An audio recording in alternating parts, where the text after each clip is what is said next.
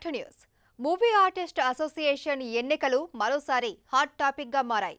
మా సింహాసనం కోసం రాజేంద్ర ప్రసాద్, జయసుధులు నిలబడినప్పుడు ఎలాంటి వాతావరణం నెలకొందో ఇప్పుడు అదే పరిస్థితులు కనపడుతున్నాయి. మరోసారి మా అధ్యక్ష పీఠం కోసం శివాజీరాజా తన ప్యానెల్ సిద్ధం చేసుకుని రెడీగా ఉంటే ఆయనకు పోటీగా నరేష్ తన ప్యానెల్తో సిద్ధమయ్యారు.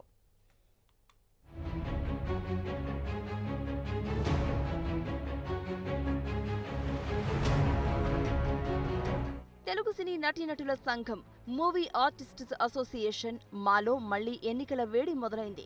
మా ప్రస్తుత అధ్యక్షుడు శివాజీరాజా పదవీకాలం ముగియడంతో ఆ పదవికి ఎన్నిక జరగనుంది. ఇందుకోసం సీనియర్ నటుడు నరేష్ నామినేషన్ దాఖలు చేశారు.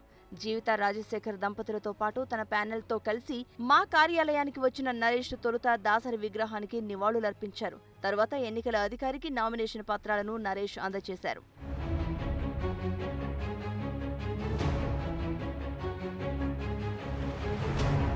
అసోసియేషన్లో అధ్యక్ష ఎన్నిక ఏకగ్రీవం కానందునే సినీ పెద్దలు సభ్యుల కోరిక మేరకు పోటీ చేస్తున్నట్లు నరేష్ స్పష్టం చేశారు.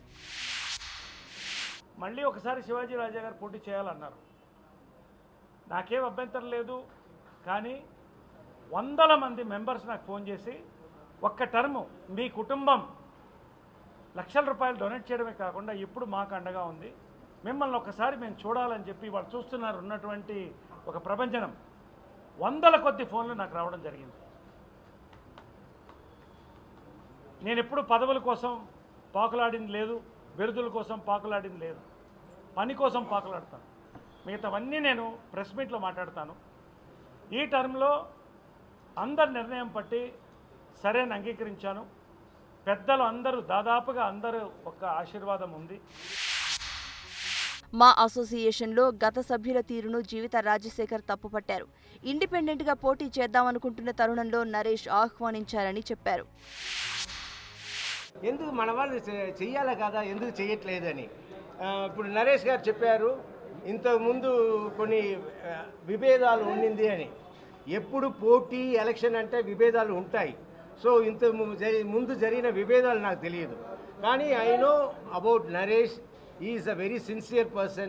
Whatever he does it with sincerity.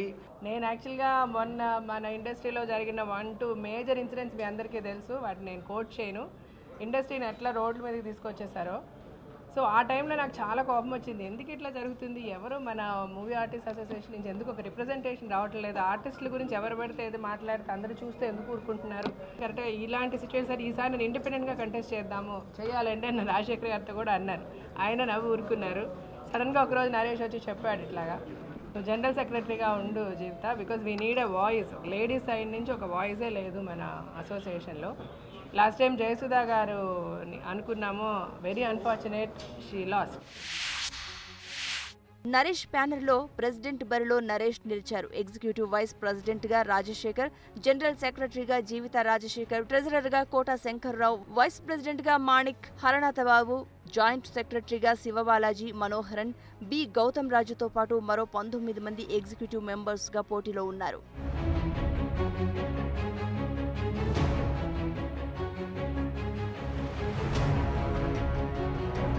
అటు శివాజీ రాజా కూడా తన ప్యానెల్ ను సిద్ధం చేశారు. ప్రెసిడెంట్ బరిలో శివాజీ రాజా ఉన్నారు. ఎగ్జిక్యూటివ్ వైస్ ప్రెసిడెంట్ గా శ్రీకాంత్, వైస్ ప్రెసిడెంట్ గా ఎస్వి కృష్ణారెడ్డి బెనర్జీ, ట్రెజరర్ గా పరుచూరి వెంకటేశ్వరరావు, జనరల్ సెక్రటరీగా రఘుబాబు, జాయింట్ సెక్రటరీగా బ్రహ్మాజీ, నాగినేడు బరిలో నిలవనున్నారు. వీరితో పాటు 18 మంది ఎగ్జిక్యూటివ్ మెంబర్స్ గా పోటీలో ఉన్నారు.